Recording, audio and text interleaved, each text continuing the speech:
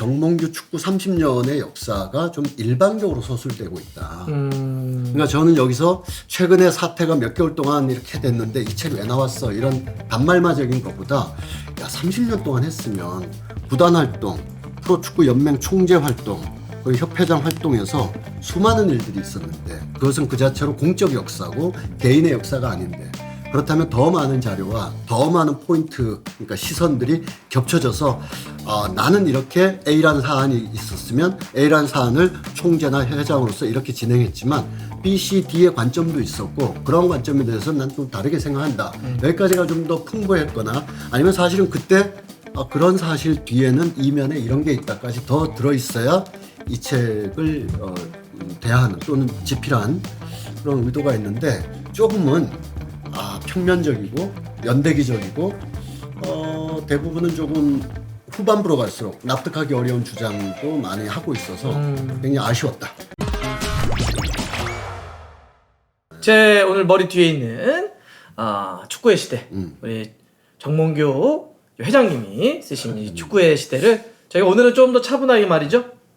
품격 있는 그 독서 비평. 오늘은 그야말로 인문학적 관점에서 품격 있는 독서 비평 정몽규 회장이 축구의 시대를 읽다라고 하는 저 축구 유튜브 사상 최초로 이 정말 품격 있는 독서 비평을 하는 겁니다.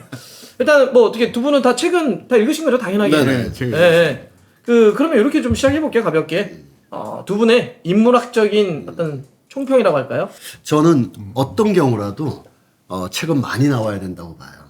그러니까 이 책에 대해서 우리가 앞으로 또 얘기하면서 좀 비판도 하고 이건 좀 의아하다 이런 대목도 있겠지만 어쨌든 30년 구단주로 시작해서 연맹 총재 그다음에 축구협회 회장 그러면 우리는 아까 말한 것처럼 보고 들은 거지만 이분은 그 역사를 어쨌든 스스로 써냈으니까 이것에 대해서 비판이든 긍정이든 간에 그 담화가 풍부해질 필요가 있어서 누구든지 그 정도 위치가 되면 책이 나와야 된다. 이 책은 물론 복선이 있고 왜 지금 시점에서 냈느냐.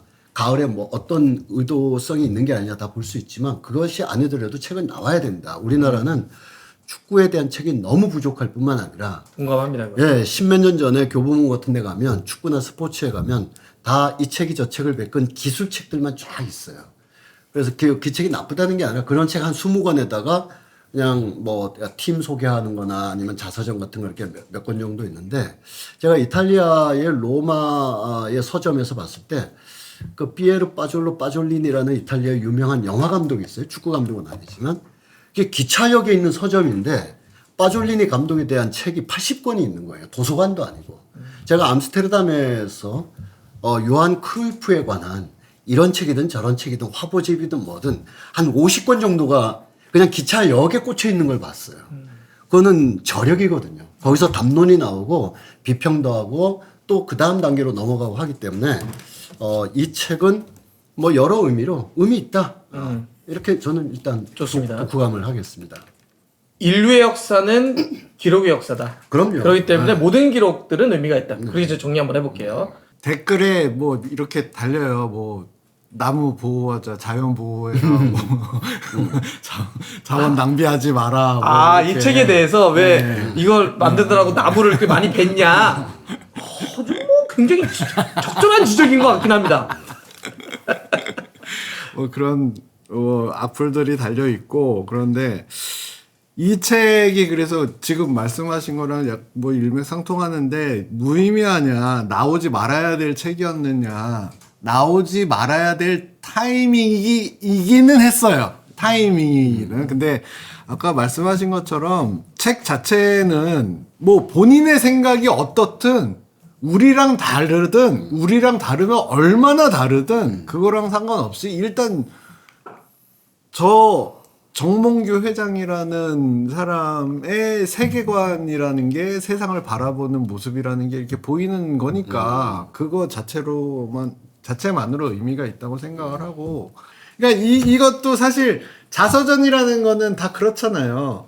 너희들이 나를 어떻게 생각하는지 보다는 내가 당신들을 어떻게 보는지 내가 세상을 어떤 각도로 어떤 온도로 어떤 거리에서 바라보는지를 선언하는 거잖아요. 자서전이라는 거는. 그런 차원에서 도대체 한국 축구가 요즘 왜 이러는가에 대해서 굉장히 갈증이 큰데 사실 이거보다 더 좋은 책은 없잖아요. 참고서가. 그래서 이 책을 읽고 이래서 그렇구나. 저래서 저랬구나. 알 수 있는 거잖아요. 오케이. 그러니까 그런 면에서는 그러니까 이게 출판사도 고민이 엄청나게 많았어요. 와, 이거 내야 되나? 그래서 제가 알기로 이렇게 한 데도 있어요. 이거 안 내, 예, 책 낼 수 이렇게 없어. 한 데도 있어요. 출판사 노한 데도 예, 있다. 예. 그럼에도 출판사 자체도 축구책 굉장히 많이 내오는 책이거든요. 네, 그 출판사거든요. 그러니까 그런 부분이에요. 축구에서 책은 더 많으면 많을수록 좋고 그냥 궁금한 거예요. 정몽규 회장은 도대체 어떤 생각을 갖고 있는지가 궁금한 거예요. 그렇지. 그런데 뭐 날이면 날마다 뭐 어디 대표이사처럼 뭐 라방 켜가지고 뭐 양민아 뭐 이러지 않잖아 이분은. 그러니까 이거 570페이지짜리가 나왔다는 것 자체는 나는 되게 땡큐 베리 멋지다. 근데 한 번 더 들어가 볼까요? 네. 저는 우리 정치인에 대한 호불호를 떠나서 재밌어, 나 재밌어. 그러니까 예를 들면 지금까지 분위기는 뭐냐면 사람들은 됐고 저기장 욕해줘요 이거야 다들 그냥 쓰레기 책이라고 얘기해주는 거야 사람들은 다 그거야. 아니 여러분들 그거는 저희 일부에 합니다. 그래도 많이 하잖아. 제가 맨날 합니다. 오늘 요 시간에는 교수님과 레디형이 있으니까 다 인문학적으로 한번 접근해 보자고요. 예. 그러니까 정치인에 대한 호불호를 떠나서 제가 읽었던 자서전 중에 우리가 뭐 다 아는 사람들이죠. 김대중 대통령 또 김종필 전 국무총리 오히려 저는 뭐 훨씬 더 김대중 대통령을 존경하고 우리 역사의 위대한 인물이라고 생각하지만 자서전은 좀 아쉬웠어요. 더 깊숙이 들어갔어야 되는데 덜 들어간 느낌이 있어요. 근데 김종필 그 국무총리의 회고록은 이거 나중에 정치학자들이 연구할 때 그 기본 1차 자료로 써도 되겠다. 자서전에 1차 자료를 잘 못 쓰거든요. 그 사람이 그 얘기 했다는 거지 교차 크로스에서 그 팩트가 맞느냐는 것은 별개의 문제이기 때문에. 근데 김종필 총리의 회고록은 굉장히 디테일이 정확하고 그 사람 나름대로 가지고 있는 뭐 소견에 의해서 굉장히 분명한 그 사실에 대한 확인도 있고 교차 증언도 있어요. 거기에 비하면 이 축구의 시대의 가장 아쉬운 점은 정몽규 축구 30년의 역사가 좀 일방적으로 서술되고 있다. 그러니까 저는 여기서 최근에 사태가 몇 개월 동안 이렇게 됐는데 이 책 왜 나왔어? 이런 단말마적인 것보다 30년 동안 했으면 구단 활동, 프로축구 연맹 총재 활동, 그리고 협회장 활동에서 수많은 일들이 있었는데 그것은 그 자체로 공적 역사고 개인의 역사가 아닌데 그렇다면 더 많은 자료와 더 많은 포인트, 그러니까 시선들이 겹쳐져서 나는 이렇게 A라는 사안이 있었으면 A라는 사안을 총재나 회장으로서 이렇게 진행했지만 B, C, D의 관점도 있었고 그런 관점에 대해서는 난 좀 다르게 생각한다. 여기까지가 좀 더 풍부했거나 아니면 사실은 그때 그런 사실 뒤에는 이면에 이런 게 있다까지 더 들어있어야 이 책을 대하는 또는 집필한 그런 의도가 있는데 조금은 평면적이고 연대기적이고 대부분은 조금 후반부로 갈수록 납득하기 어려운 주장도 많이 하고 있어서 굉장히 아쉬웠다. 사건의 이제 진짜 정중앙에서 있던 주인공인데 이 책 내용을 보면은 굉장히 이제 구경꾼 제3자가 바라본 구경꾼의 관점이 관점이 있는 것 같아서 그러니까 보면은 결정적 사건에서도 수러가 들었다로 끝나요. 뭐뭐 했다고 들었다. 뭐뭐라고 한다. 이게 그런 면에서는 되게 아쉬운 거죠. 저도. 그거 사실 기자들이 책임 회피하거나 조금 비겁하게 글 쓰는 것 중에 하나인데 자기의 주장을 쓰거나 제가 들었던 얘기를 쓰면서도 약간 좀 두리뭉술하게 뭐뭐라고 뭐 했었었다 뭐 이런 식으로 그러니까 자기가 그 사건의 주인공인데 정몽규 회장이 마치 그냥 심판을 보는 것처럼 아니면 멀리서 이렇게 관찰자의 글을 쓰더라. 그런 지점에선 좀 솔직히 김이 샜어요. 좀 뭔가 빵! 뭐 이런 거 좀 있었으면 좋겠는데. 김명호라는 분, 김명호 교수의 그 중국인 이야기 같은 거 보면 너무나 많은 자료를 촘촘하게 짜있기 때문에 예를 들면 마오쩌둥이 오솔길로 가자 두 번째 나무에서 갑자기 누가 나타나서 그쪽으로 가시면 안 됩니다 하는 바람에 왼쪽으로 갔다 뭐 이런 아주 디테일들이 있어요. 저는 여기서 클린스만 감독과의 그 감독 선임 과정이라든지 또 중동의 그 셜만 같은 그 AFC의 유력자들과의 그 회동이나 만남이라든지 또 우리가 가볼 수 없는 가스나 취재진도 사실은 접근 불가한 어떤 그 리셉션 현장들이 있지 않습니까? 거기서 상대방이 했던 얘기와 나의 의견들 그리고 또 무엇보다 몇 차례에 걸친 감독 선임 과정에서 있었던 일들이 이미 나왔던 기사를 정리한 수준에다가 그때 소회나 사실은 이런 거였는데 덜 알려져서 아쉽다 정도만 붙어 있는 거라서 이 책이 역사적 가치를 저는 가져야 된다고 보는데 그러지 못한다. 그러지 못하고 있다. 자, 네. 여기까지 한번 정리를 한번 해볼게요. 자, 그러면은 이제 아쉬운 부분들에 대해서 얘기를 하는데 갑자기 아까 난 사실 레드 형 얘기 들으면서 그 왜 관찰자의 시점으로 되어 있지? 내가 했다가 아니라 뭐뭐라고 사람들이 했다고 하더라 뭐 이런 식으로 돼 있다고 해서 딴 사람이 쓴 겁니까?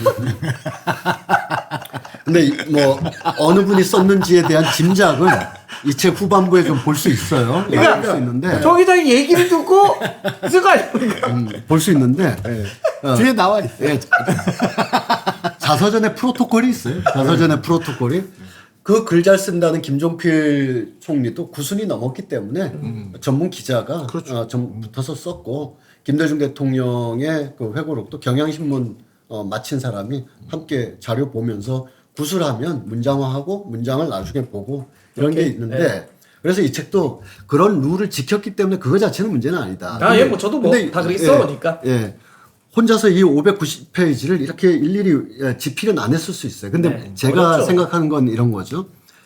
예를 들면 프로축구 연맹이나 대한축구협회가 뭐 이루지 못한 성취가 없는 건 아니지 않습니까? 디비전도 있고 뭐 유소년도 있고 많은 걸 했을 때 누가 그것을 제안했으며 그것을 어느 직원이 약간의 반대에도 불구하고 A라는 직원이 돌아다니면서 축구인들을 설득한 과정 또는 뭐 어떤 스폰서십을 할 때 큰 기업과의 그 협상을 직접 하지는 않았을 거 아니에요. 그러면 협상 마케팅 팀장이 붙거나 뭐 해서 했을 때 뭐 B 팀장이 보고를 해왔는데 이랬는데 거기서 이런 결론 이런 디테일들이 들어갔어야 이 모든 게 이것이 필요하다 하고 몇십 페이지에 걸쳐서 그거 쭉 나열하고 그래서 나의 하나의 성과다 이렇게 넘어가니까 너무 좀 그러니까요. 그렇다는 거죠. 네, 뭐 그건 이제 계속 반복돼서 지적하고 계시는 것 같은 게 예를 들면 그래서 역사적 사료로 뭔가 가치를 갖기가 좀 어렵다 뭐 이런 거고 우리가 왜냐하면 자서전 같은 경우는 보면 금방 얘기했던 것처럼 그때 사실은 그런 일이 있었어라고 그게 마치 뭐 보도가 되죠. 예를 들면 뭐 미국의 역대 대통령이 내가 그때 중요한 결정을 했었는데 그 회의에서 사실 이런 일이 있었어라고 자기만이 알았던 이야기를 자기가 직접 경험했던 걸 쓰죠. 근데 지금 교수님은 그런 게 부족하더라라는 거예요. 지금 단 하나는 하시더라고요. 단 하나는 여기 있으니까 제가 그냥 인용합니다. 몇 개의 사건을 요 책 중반부에 이제 설명하시는데 설명하고 나서 뭐 평양 갔던 얘기라든지 문재인 정부 때 어떤 정치인이 이런 액션을 한다라든지 차범근 전 감독이 어떻게 움직였다라든지 의아했다라든지 이런 것은 좀 쓰셨더라고요. 그리고 차범근 감독 집에서 같이 사진을 쭉 찍었던 사람들이 나중에 보니까 뭐 있더라라든지 그러니까 본인의 입장에서 보기에는 나를 좀 비판하거나 나의 축구 행정이나 정책에 대해서 조금 이렇게 다른 길을 걸어섰던 사람들에 대한 어떤 소외는 있는데 그것도 괜찮아요. 그랬었나 하고 그것도 기록이 되니까 상관없는데 그러면 뭐 반복이라고 했습니다만 연맹이나 협회에서 했던 중요한 일들의 성과가 본인의 결단으로 이루어진 것처럼 서술돼서 문제라는 거예요. 네. 그 부분은 알겠습니다. 그래서 이제 그러면 제가 어떤 느낌이 드냐면 얼마 전 저희 사무실 이사했잖아요. 이사하면서 이사 따로 청소 따로 인터넷 가전까지 이게 정말 골치가 좀 아프더라고요. 이럴 때 아정당만 기억하세요. 뭐라고요? 아정당입니다.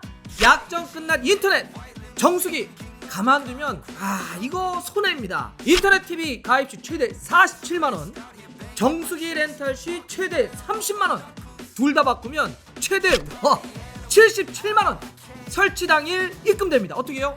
바로 입금된다는 거죠. 단통법 폐지로 휴대폰 최대 50만원 기기값 할인까지 가능.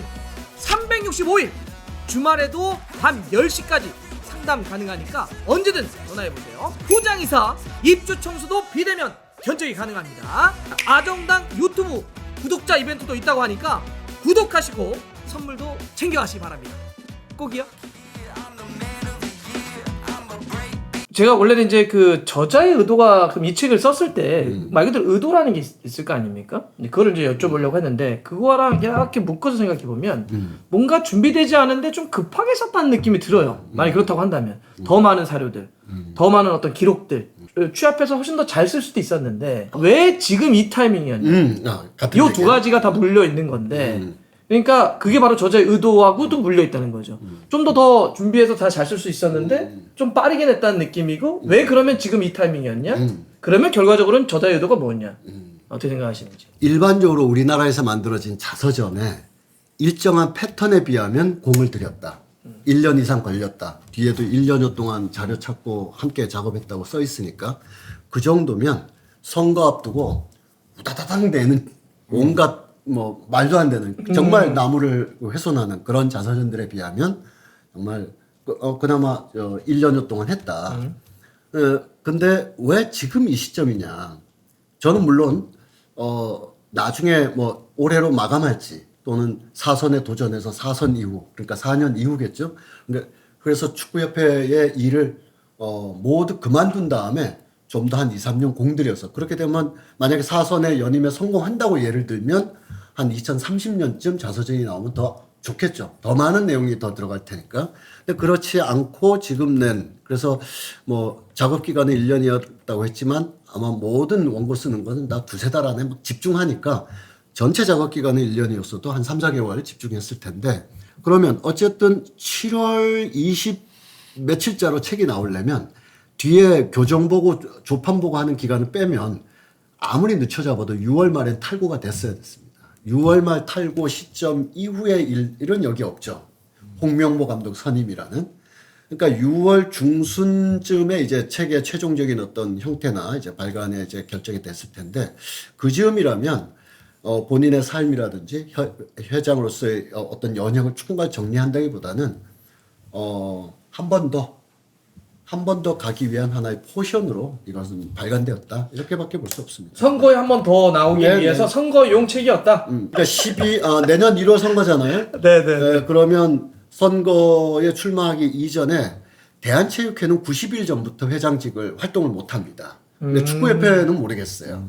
축구협회의 선거 규정은 모르겠는데 만약에 대한체육회의 선거 규정을 그대로 따른다면 90일이고 그렇지 않다 해도 뭐 한 달 정도, 2달 정도는 회장직을 업무를 보면 안 됩니다. 보면 안 되고 선거의 공정성 문제가 있으니까. 그렇죠. 선거 활동을 할 수 있죠. 그렇죠. 대의원도 찾아가고 할 수 있지만 어떤 업무는 이제 일단 스톱이 되거든요. 지금도 업무 많이 안 하세요? 일주일에 한 번 나가세요? 네. 그럼 역산하면 추석쯤이면 그때부터는 이제 이 선거 모드로 가야 되거든요. 그러니까 그 전에 이게 책이 나와야 될 필요성이 있는 거죠. 만약에 석 달이라고 한다면 1월이니까 12월, 11월, 10월. 네. 지금이 8월이면 한 달 보름밖에 안 남았어요. 딱 맞아 떨어지네. 그러니까 대한체육회장 선거를 준용한다면 회장으로서 이런 모든 거를 회장 기구나 또는 개인이 이런 것을 할 수 있는 기간은 한 달 반밖에 없어요. 네. 뭐 빌드업이라고 보여요, 솔직히. 예, 빌드업이고. 책에도 써 있잖아요. 예. 저 뭐라고 써 있어요? 빌드업이라고 써 있어요? 3선을 하게 된 과정과 3선 이후에 또 할 거냐 말 거냐에 대한 과정에 대해서 굉장히 그 정치적이고 유보적인 표현을 쓰셨죠. 그건 나오신다는 얘기죠. 오케이. 그래서 이제 그런 빌드업에 대한 얘기를 했습니다. 네.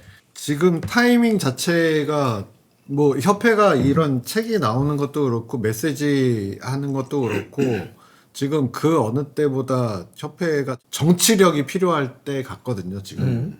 예를 들어서 이 축구의 시대라는 자서전이 나왔어. 솔직하게 지금까지 있었던 이야기를 들려드릴게요. 솔직한 제 생각도 들려드릴게요. 유튜버들 이해가 안 돼요. 뭐 이렇게 솔직하게 나왔어. 근데 타이밍도 그렇고 지금은 그러니까 좋게 표현하자면 솔직히 하고 뭐 나름대로의 우리의 공감 여부를 떠나서 진정성은 있어. 최소한 여기 앞에 보면은 이 책 왜 써? 나 한국 축구 사랑하니까 이렇게 써 있으니까 이거 있어.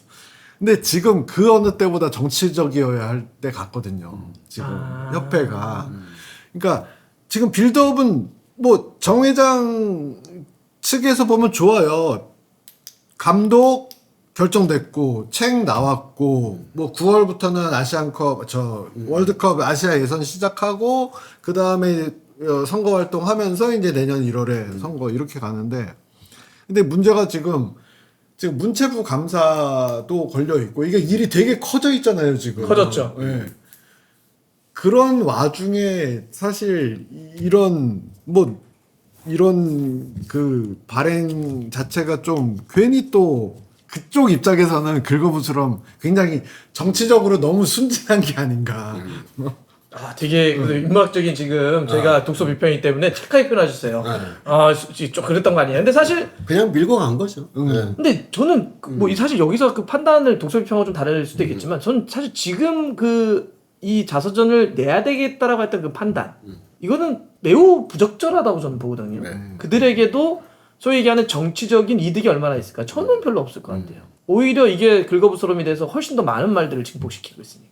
그렇죠. 사실 지금. 그거 자체가 책이 나왔다는 거 자체가 이걸 강행했다는 거잖아요. 그렇죠.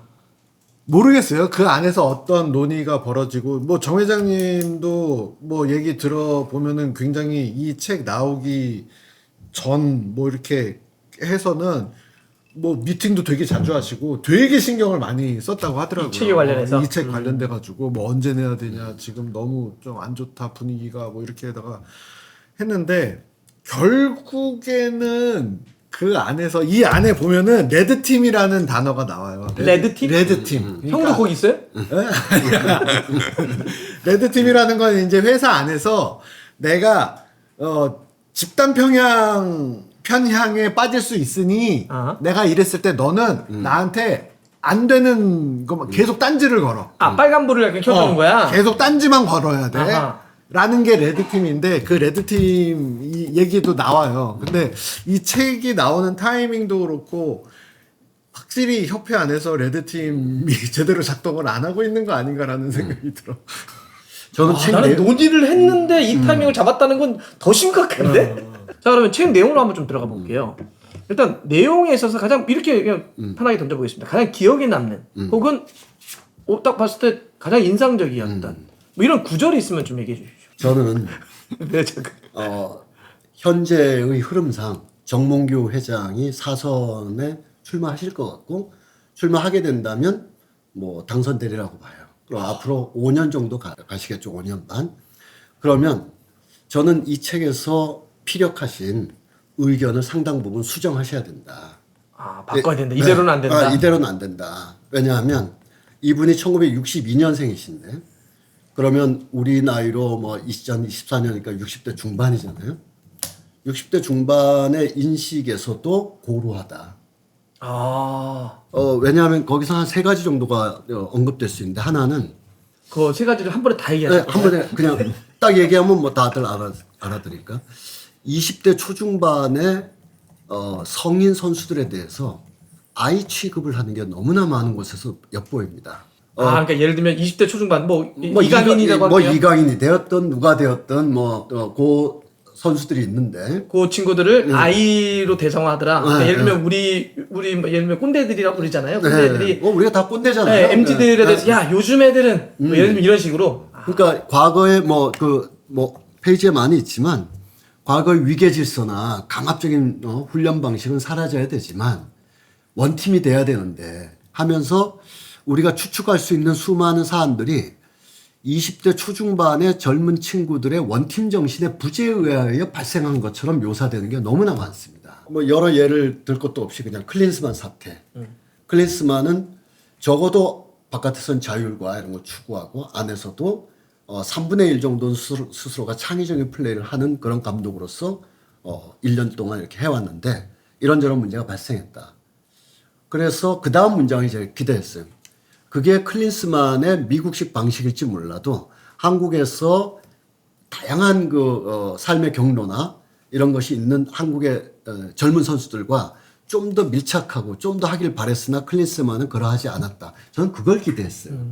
근데 클린스만은 굉장히 코스모폴리탄이고 엄격하지만 자유롭고 자유를 딱 하는데 이걸 우리 아이들이 다 못 받아들였다. 이런 문장들이 곳곳에서 발견되면서 클린스만 선임에 대해서 스스로 이제 옹호하는 어떤 논리가 암묵적으로 깔려 있는 셈이기도 한데 그걸 떠나서 자기 판단은 틀리지 않았다. 그걸 떠나서 대한민국의 축구협회장이 그 연령대 아니면 나가서 5,300만 인구 중에 가장 축구 잘하는 23명을 아이들을 대하듯이 표현하는 것, 아이들을 내려다보듯이 이야기하는 것. 협회장이 발탁된 대표 선수들을 바라보는 관점이 회사 상사가 신입사원, 요즘 애들이 말이야 라는 어떤 뉘앙스가 느껴질 정도로 된다는 거는 이건 최근 올림픽에서 지금 몇 가지 문제도 또 부각되고 있잖아요. 저는 그 점 우선 더 있지만 우선 그 점이 우리는 정말 그 선수들에 대해서 뭐 지극히 사랑하고 존중할 뿐만 아니라 그 연령대와 상관없이 우리를 대표하는 거잖아요. 여기서 그런 표현이 나와요. 중국 축구는 왜 헤매고 있나? 그 많은 인구에도 불구하고. 근데 사실 우리가 분석하기 시작하면 중국 축구가 저렇게 된 현상은 적어도 한 990가지 정도 있거든요. 그렇죠. 네. 중국 인구만큼이나 그 중에 하나가 아이를 하나 낳다 보니까 애지중지하다 보니 소황제. 네, 소황제 현상이 나타나는 바람에 감독들이 뭐 하려고 해도 얘네들이 그냥 버릇없이 하다 보니까 중국 축구가 결기가 없어졌다 이런 주장이 있을 수 있어요. 확인도 안 돼요, 사실은. 그렇죠. 왜냐하면 영국이나 이런 다른 나라에서도 다 한 명씩 낳거든요. 그렇죠. 네, 다른 나라하고 서너 명씩 낳지 않아요. 그리고 한 명 낳았다고 해서 반드시 그렇지도 않아요. 근데 대한민국의 축구협회장이 다른 나라 축구 문화를 분석할 때 거의 소황제, 애들이 그렇게 커서 그래. 중국 축구가 이처럼 우리 축구에서도 그런 일이 보이고 있어. 우리의 젊은 선수들도 지금 오냐오냐 응석바지처럼 컸거나 아니면 그래요? 그렇게 접근해요? 상당한 수준의 그 연봉을 받으면서 국내의 지도자나 선수들에 비하여 굉장히 그 자신에 대한 그런 게 있거나 하는 바람에 원팀을 못하고 있다. 따라서 앞으로 초등학교 때부터 원팀 정신과 이런 정신을 인성의 차원에서 잘 규합하는 그런 축구 문화를 만들겠다 했을 때 그러면 안 됩니다라고 저는 말하고 싶어요. 그렇죠. 네. 아니, 긴 얘기는 이 정도까지만 하겠습니다. 훨씬 더 맵네. 그러니까 문장 갖고 사실 지금 되게 막 까요 사람들이. 그것도 막 속 시원한데. 이거는 관점이나 이렇게 쫙 그 논리. 야. 갑자기 자세가 달라서 미안합니다. 안에 보면 그런 얘기 나오죠. 호날두랑 메시가 형제 자매가 많은 가족에서 나왔다라는 내용이 나오죠. 진짜 그렇게 써? 그게 우연이 아닐 것 같다. 뭐 이런 식으로 지금. 와 진짜 와 진짜.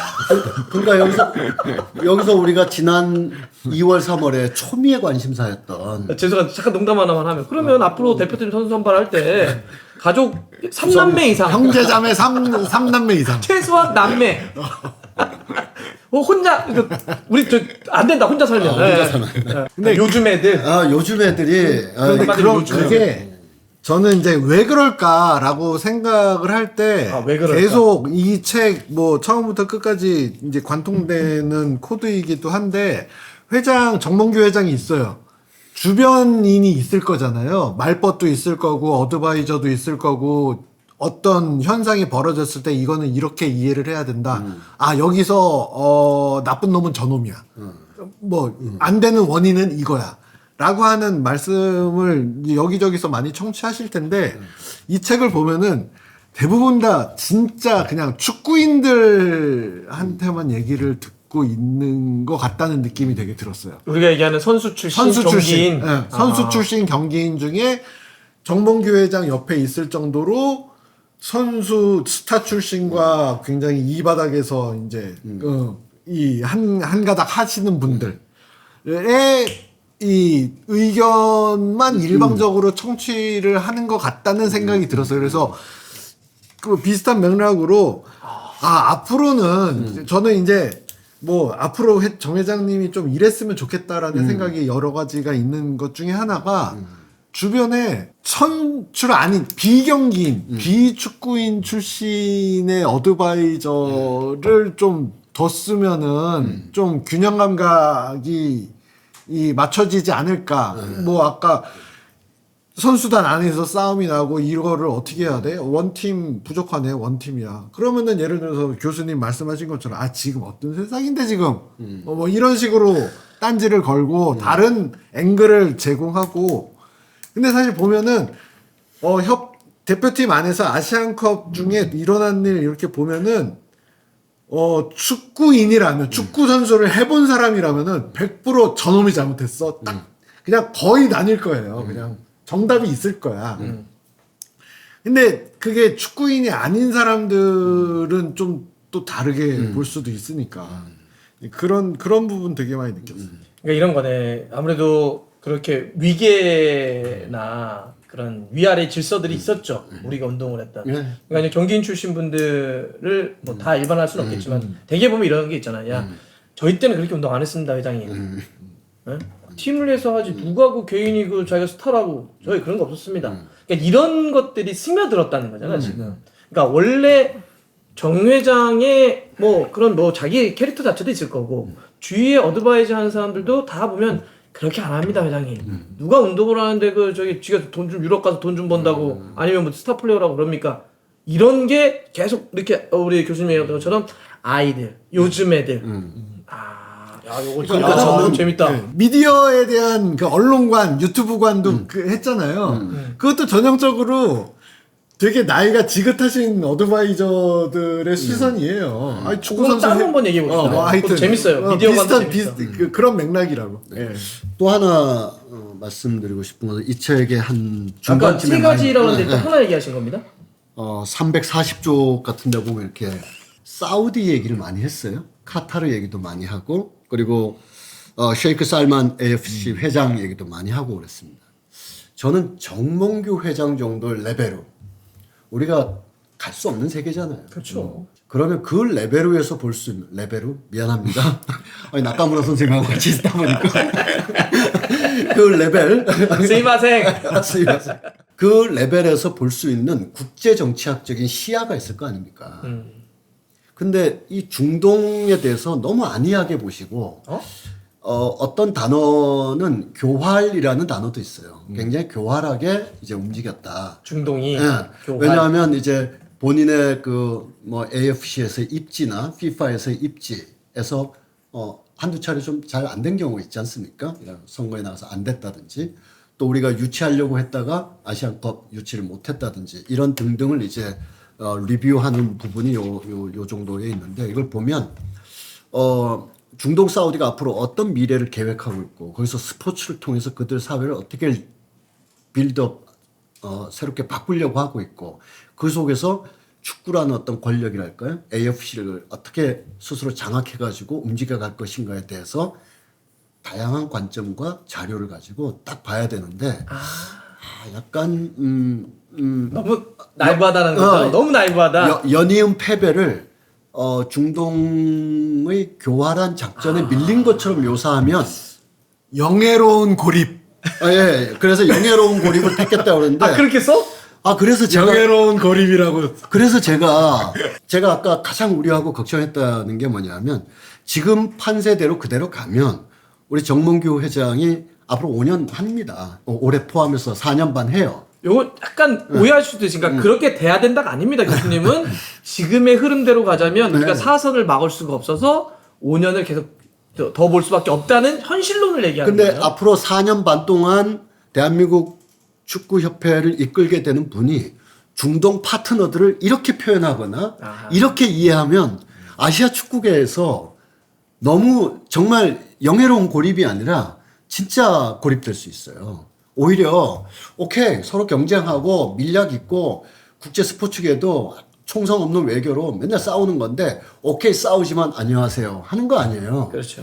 그 품격과 그 전략과 국제 무대에서 한국 축구가 어떤 위상에 있어야 되는데 여기서 안타까운 문장의 마무리는 뭐냐면 그래서 연이은 패배로 중동이나 사우디의 교활한 전술에 여러 번 막혔다가 아니라 그리하여 나는 축구협회의 아주 뛰어난 브레인들과 함께 국제 스포츠계에서 뛸 수 있는 우리 전략 자산을 키우자. 로 가야 되는데 이런 프로젝트를 지금 구현하고자 한다가 써 있어야 된다는 거예요.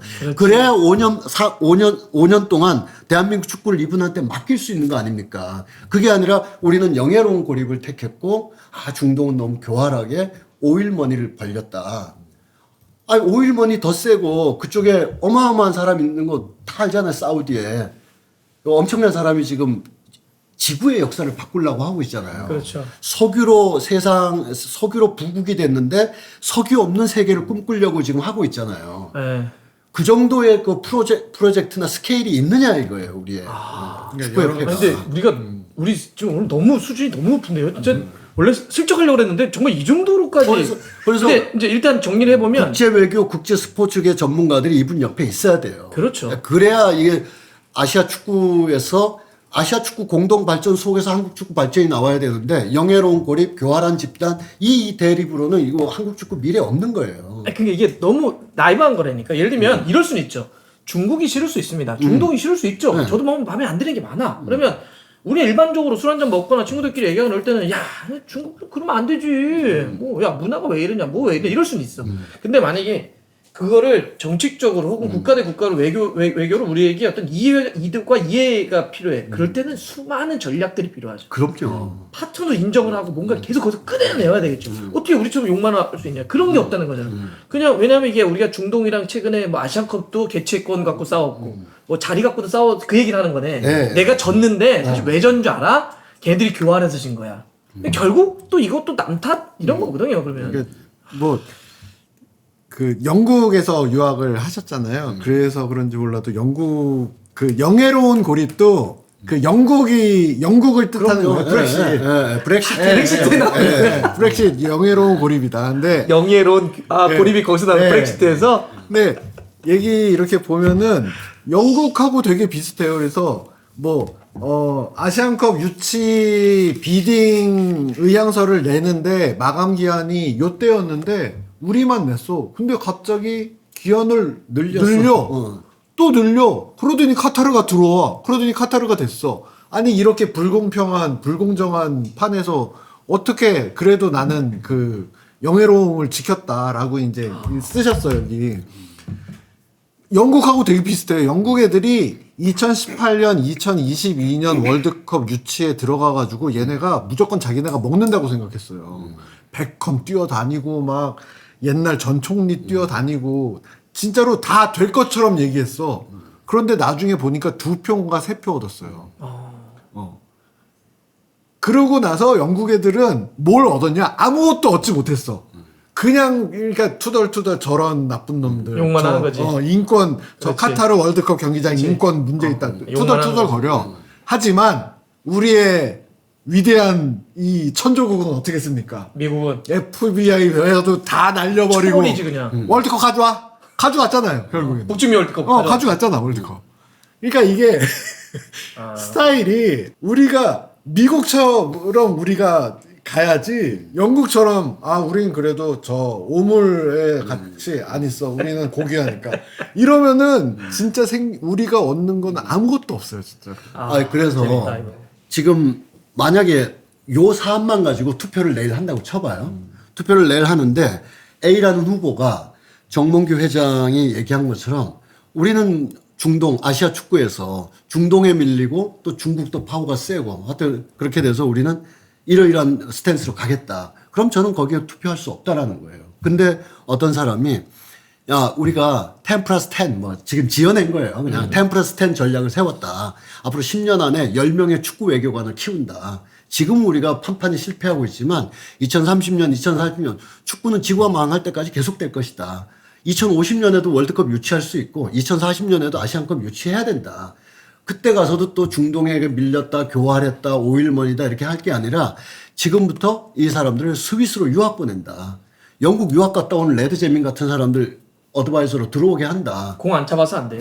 공 안 차보면 안 공안 되고, 차봐서 자, 공 안 차보면 안 되고. 이 선수 출신이 뭘 축구 얘기를 해. 그것도 유튜브에 나온 사람이. 등등. 그런 비전과 프로젝트가 여기 있어야, 축구의 시대에 걸맞다라는 거예요.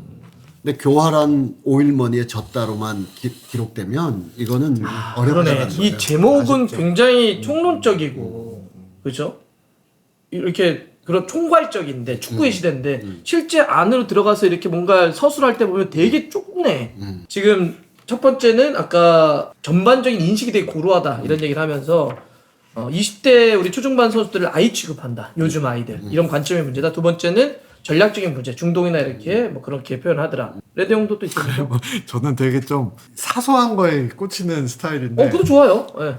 맨 처음에 회장 그 선거 맨 처음에 되실 때 그 공약 중에 하나가 3천억대 예산이 있었어요. 그래서 솔직히 제가 협회장을 비판하는 칼럼에서 썼던 아주 그냥 굉장히 유용하게 썼던 공약이었어요. 그게 저는 그걸 갖고 야 봐라 3천억 한다고 그랬는데 지금 얼마야? 1,000억 똑같잖아. 빚만 늘고 그 3천억대 예산에 딱 되게 간단하게 써 있더라고요. 계산착오였다. 이게 잠깐만요. 3,000원 공약을 했는데 증세하니까 그걸 해명을 해야 된다. 책이니까 계산착오였다. 계산착오였다. 그렇게 써 정말 간단하게 써 있는 거예요. 어떤 교수님 못 다른 게 저도 하나 더 큰 이야기가 있지만 그걸 좀 네네네. 작은 얘기 하나 하면 클린스만 감독 선임 과정에 대해서 자 클린스만 감독 그동안의 보도에 의하면 클린스만 감독이 농담처럼 던졌는데 내가 그거를 진담으로 알고 이렇게 막 진행했다고들 하는데 사실은 아니다. 해명을 했군요. 예, 굉장히 클린스만 감독이 진지하겠다. 처음에 이야기는 뭐 아이스 브레이킹 안녕 감독구해 뭐 이렇게 했겠지만 사실은 굉장히 진지하게 프로모션으로 다가왔고 그와 이렇게 얘기했지만 그러나 거기서 결정한 것 또한 아니다. 추후에 정강이를 거쳤다. 자 이거는 뭐 그렇게 절차를 밟았으니까 그렇다 치고 요거만 얘기를 해보면 클린스만은 절대 그렇게 얘기 안 했어요. 그 후로도 그렇게 얘기 안 하고 지금도 그렇게 얘기 안 해요. 저는 그 얘기가 우리 정몽규 회장이 너무 높은 데서 세상을 바라다 보니까 산전수전 겪은 사람들한테 조금 케바케에서 밀리는 게 아닌가 하는 생각이 들어요. 보통 사람으로서는 도달할 수 없는 시험 봐서 들어가기도 어려운 곳을 바로 그냥 태어나면서 대리로 가셔서 회장을 하시고 쭉 하셨단 말이에요. 그것도 그분의 그 복이고 그렇게 되면 우리가 도저히 접근할 수 없는 세계에서의 무한한 자원을 지원을 받으셔서 오늘의 자리에 계실 거예요. 이 정도 되면 이런 친구들은 결국은 이렇게 나를 뒤통수 치는구나. 저런 친구들은 그래 면전에서 저렇게 얘기하지만 정말 뚝심 있는 친구야. 이러면서 이렇게 여기까지 오셨겠죠. 근데 그거보다 더 뛰어난 사람들. 예를 들면 클린스만 같은 경우 빵집 아들로 이렇게 태어났지만 일찌감치 스타 플레이였잖아요.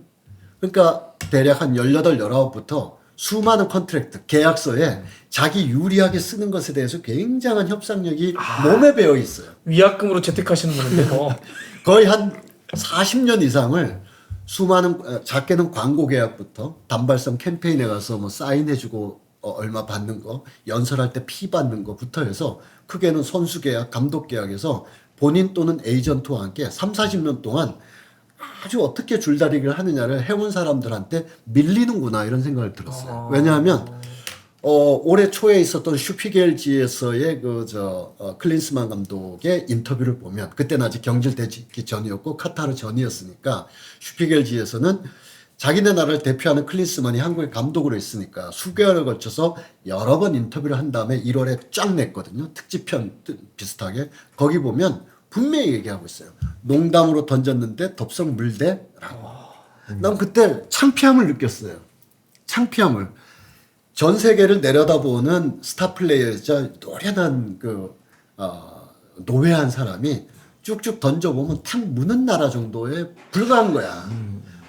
그것이 아니었다라는 것을 쓰기 위해서 정몽규 회장은 여기서 아니다. 클린스만은 그 얘기는 그렇게 시작했지만 추후에 진지하게 접근했고 계획 있냐 했을 때 플랜도 얘기했다 했지만 일은 그렇게 되는 거 아니지 않습니까? 그렇죠. 네.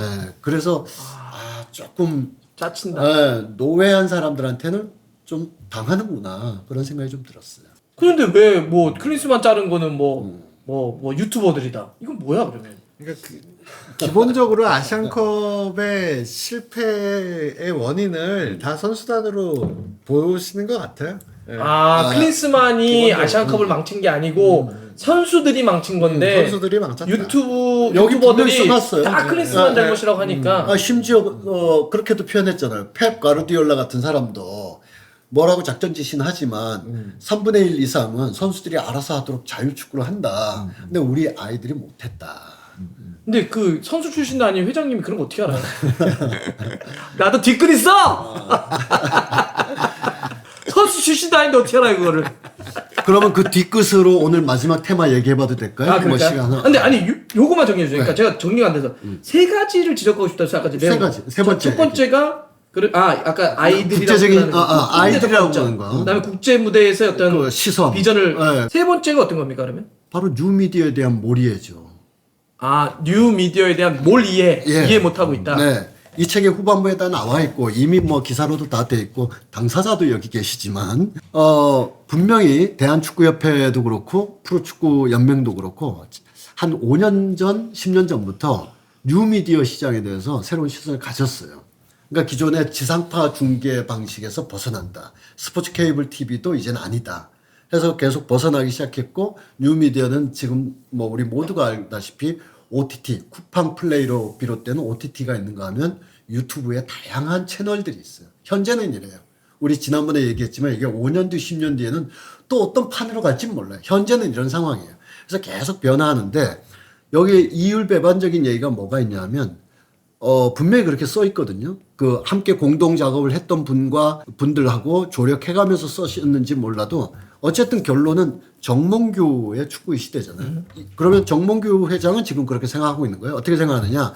앞으로 뉴미디어 시대가 열린다. 다양한 채널이 열린다. 수많은 사람들이 스스로 바로 하면서 그 채널들이 열리면서 축구 문화가 콘텐츠가 확산될 것이다. 이 시장에 우리가 적극적으로 참여해야 된다. 그게 맞는 얘기죠. 그다음에 이쪽에 새로운 뉴미디어 시대 유튜버에서 축구도 안 해본 친구들이 온갖 얘기를 하면서 축구판을 어지럽게 하고 있다. 축구협회가 단 하나의 오점도 없어야만 된다라는 그런 맹신이 축구협회와 대한민국 축구를 망하게 할지도 모른다. 이런 표현들이 있어요. 근데 저는 그런 표현이 주변의 조력자들의 표현인지 진짜 이분의 표현인지 그러니까 예를 들면 이런 거예요. 유튜브를 비롯한 뉴미디어가 확 열리면서 검증되지 않은 정보를 가지고 그냥 축구 팬이었거나 마니아였던 사람들이 너무 많이 떠드는데 좀 우려가 된다. 이게 전체적으로 축구 시장이나 미디어 시장이 확산되면서 나타나는 자연스러운 현상이지만 앞으로 더욱더 많은 정보와 체계를 가지고 했으면 좋겠다. 뭐 그 정도 할 수 있어요. 또는 아니 저렇게 검증되지도 않은 얘기를 저렇게 떠들면 되나라고 우려를 할 수 있어요. 협회장으로서. 그게 아니라 하나의 문장이 있잖아요. 축구협회가 1%의 잘못도 없어야만 된다고 생각하는 사람들에 의하여 대한민국 축구와 축구협회는 망하게 될 것이다. 이 문장은 이분에게 누군가가 싫은 문장처럼 느껴져요. 싫었다. 그 문장을. 이 문장을 서술하거나 그분과 대화를 하면서 그 말 멋있는데 맞아 나도 그렇게 생각해라고. 왜냐하면 이거는 하나의 굉장히 수사학적인 거거든요. 수사학적인. 고려대와 옥스포드까지 나오신 분이 이런 수사학을 쓸 수 없다는 게 아니라 드문드문 문학적 수사가 들어가는데 자서전을 쓸 때 이 문학적 수사로서 소제목을 깔거나 리드글을 깔면 이거는 주변 사람들의 조력과 함께 만들어진 경우가 있어요. 그러다 보면 소위 얘기하는 꾼들이 하는 거라는 거잖아요. 꾼들보다는 전문가들이. 네, 그러다 보면 본인들의 의지가 선명하게 본인 저자 정몽규 회장의 의지가 선명하게 드러남과 동시에 어떤 경우에는 적절한 우려를 표명해도 될 일을 굉장히 극단적인 문장으로 뾰족하게 만들어요. 그게 스스로를 찌르는 기분이 나중에 그렇게 되죠. 그게 방금 예를 들었던 것처럼 뭐 앞부분 생략하고 말한다면 마니아 출신 유튜버들에 의하여 대한민국 축구는 망한다라고 줄일 수가 있잖아요. 과연 그렇게 생각한다면 굉장히 이율배반적이다. 그렇죠. 이런 의식, 시선 굉장히 문제가 있죠. 이러한 시선으로 앞으로 뉴미디어 시장이 축소는커녕 100만 배쯤으로 확장될 4년 5개월 동안 우리 정몽규 회장이 계속 연임을 한다면 뉴미디어 또는 마니아 출신 유튜버들에 대해서 완전히 인식을 바꾸셔야 돼요. 안 바꾸면 야 대한민국 축구의 콘텐츠 문화는 이게 발전하지 못합니다. 그 전에 회장이 바뀔 거예요. 들으면서는 조직을 전체적으로 끌어가는 통솔 뭐 표는 좋습니다. 이끌어가는 사람이 리더가 제일 쓰지 말아야 될 게 뭐냐면 단절과 편가르기 같은 용어거든요. 구성원들에 대해서. 예를 들면 이런 거죠. 선수와 비선수 출신을 편가르기 하고 레거시와 뉴미디어를 편가르기 하고 뭐와 뭐를 편가르기 해서 얻을 수 있는 거는 모르겠습니다. 그 순간순간에 자기의 정치적인 포지션의 이득은 얻을 수 있어. 근데 본질적으로 그 전체 이익은 얘는 반하는 행위거든요. 그런 게.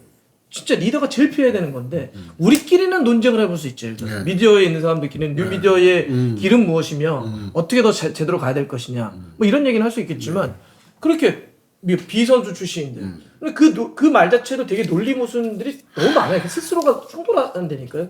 그러면 그런 사람들을 밑에 부리고 있는 거잖아 누군가는. 여기에 자꾸 비선수 출신 이 말들은 2005년에서 2010년쯤 가서 그 축구인들도 안 쓰려고 노력해요. 오히려. 왜냐하면 그 무렵부터 이젠 축구가 선수 출신, 비선수 출신 이런 말로 되는 건 아니다. 어떤 기사를 쓰거나 해설을 하거나 이런 데서 약간의 그런 경험치나 정보의 차이가 이쪽은 경험, 이쪽은 정보 이런 차이가 있지만 그것도 서로 막 섞이면서 2015, 2020 월드컵 서너 번씩 하면서 정작 많은 사람들은 서로 존중하고 있어요. 서로 나한테 없는 거 너한테 있고 너한테 있는 거 나한테 있고 이렇게 하는데 분명히 이분 1962년생인데 이분이나 이분 근처에서 아직도 선수 출신, 비선수 출신이라는 말을 그냥 현상적으로 뭔가를 판단할 때 탁탁 내는 사람이 분명히 있다. 이분을 멀리하지 않으면 앞으로 4년 5개월 대한민국 축구 콘텐츠, 파이, 미디어 발전하지 못한다. 저는 그렇게 생각합니다. 저는 뉴미디어도 그렇게 생각해요. 네. 분명히 그 주위에서 그렇게 얘기하는 사람이 있을 겁니다. 네. 그러니까 이게 이 부분은 사실 그 경기인들을 중심으로 한 이거에 대해서는 레드 형이 되게 오랫동안 얘기한 건데 자 일단 경기인 비선수 출신 이거에 대해서는 길게 설명할 필요가 없어요. 스스로가 그 모순의 상징이에요. 스스로가 이건 뭐 어렵지 않잖아요. 자기 모순에 빠져 있는 거예요. 자기 스스로가 비선수 출신인데 그러면 그 축구협회를 끌어가는 그 자리에 왜 있습니까? 자기도 또 물러나야지. 이 자기 모순이 있는 거고 두 번째는 네. 뉴미디어에 대한 모순이 얼마나 큰 거냐면 예를 들어서 펜코를 포함을 해서 수많은 커뮤가 있죠.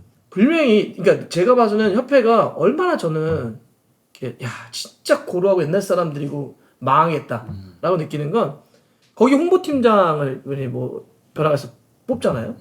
그러면 여전히 어떻게 뽑냐면 그 조직도 그렇고 다 그냥 레거시를 담당하는 데예요. 그래서 기자들에게 보도자료 쓰고요.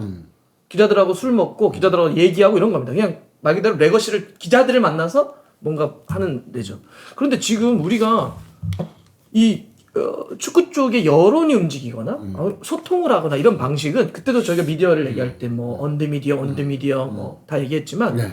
기존에 있는 페이드 미디어 그러니까 레거시 말고도 훨씬 더 많은 데 소통을 하고 있잖아요. 이미 팬클럽 중심으로 한 거기서 솔직히 얘기해서 협회 사람들 아니면 이쪽의 사람들 다 한 번쯤 왜냐면 그 축구 다 모이니까 의견들이나 소식들이 한 번씩 다 보는 막 이런 데란 말이에요. 예를 들어서 그러면 예를 들어서 이 정도 고민을 이걸 판을 읽고 있는 사람이라고 한다면 난 홍보팀 조직 그렇게 안 만들어요. 완전 재편할 것 같아. 기자들을 만나는 거는 원 오브 댐이에요 이제. 그러면 유튜브로 뭐라고 하는 게 아니라 그 똑같아요. 저도 아까 그랬죠. 아까 그 얘기하실 때 사우디, 뭐 중동, 교활한, 나쁜 이렇게 표현하는 게 아니라 그들을 어떻게 우리가 그러면 상대해야 되지? 우리가 어떻게 뛰어넘어야 되지? 그래요. 더 교환해. 그렇죠. 그렇게 하는 방법을 찾는 게 협회고 일하는 사람들이지 그냥 욕하고 야 니네들이 뭘 알아? 이런 무능력한 집단이 어디 있어요?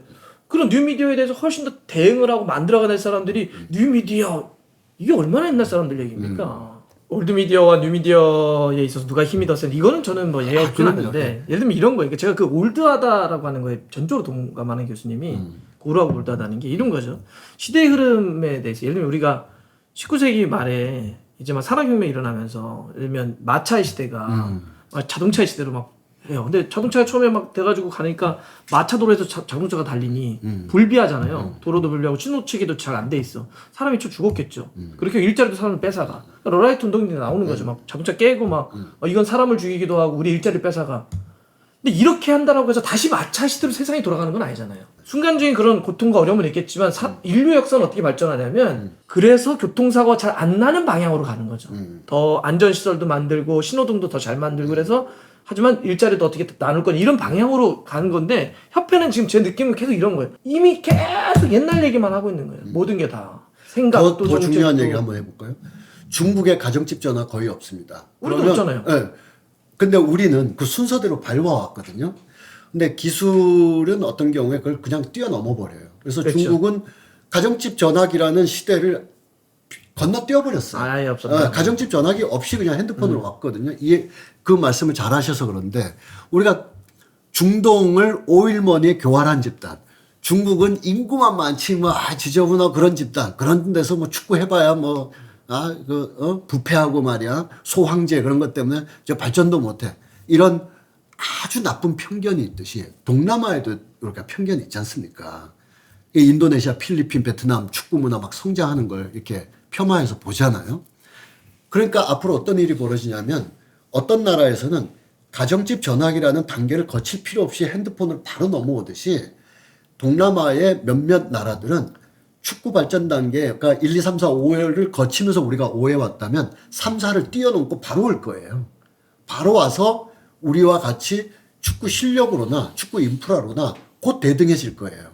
근데 이런 사고방식과 이런 올드 미디어적인 어떤 관점을 가지고 계신 분이 4년 5개월을 하면 지금이 문제가 아니라 2030년에 대한민국 축구가 더 어려워진다는 거예요. 저는 인도네시아에게도 베트남에게도 필리핀에게도 밀릴 수도 있다고 봐요. 그래서 저는 마무리로 한 2가지 말씀만 짧게 진짜로 짧게 드리겠습니다. 자, 마무리로 2가지. 이 책의 앞부분에 보면 직원들에게 그 기업의 직원들이든 협회나 연맹의 직원들이든 생각날 때마다 책을 권한다. 책을 뭐 아주 마음에 드는 책이 있으면 대여섯 권씩 써서 문성 씨 읽어보시고 재민 씨 읽어보시고 그러면 막 직원들 읽고 지난번에 주신 책 너무 재밌었어요. 누가 감히 지난번에 준 책은 재미가 없던데 누가 그러겠어요. 그러니까 직원들의 호응도 좋았다. 그래서 그 목록을 쭉 올리셨어요. 제가 목록을 쭉 봤어요. 목록을 이렇게 몇 페이지에 보면 쭉 나와 있거든요. 또 우리 인문학자 교수님이시니까. 목록을 쭉 보니까 이 자기개발 및 인간관리에 치중돼 있어요. 그런 책들이 많아요. 저 그런 책 안 좋아하는데. 아침에 빨리 일어나라 이런 거 있잖아요. 아침에 빨리 일어나면 피곤해. 뭐 그렇지 않은 책도 있고 그 중에 뭐 유발 하라리 같은 유발 하라리. 뭐 하나 정도 있는데. 그거를 그냥 트렌드 따랐네요.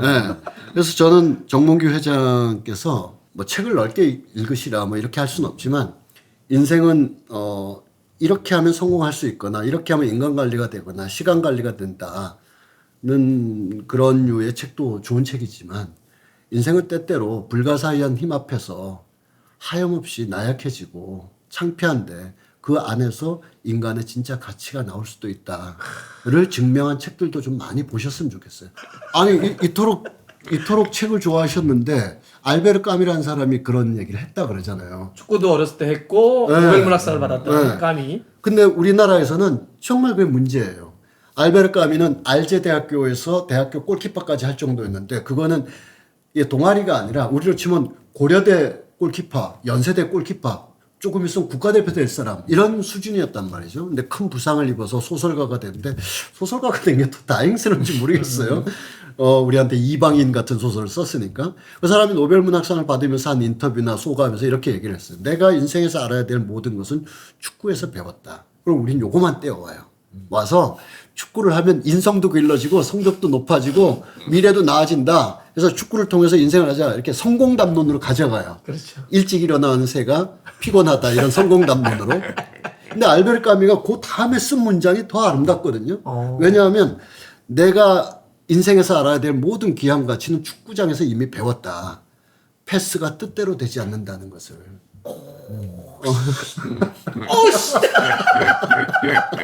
저도 멋있어.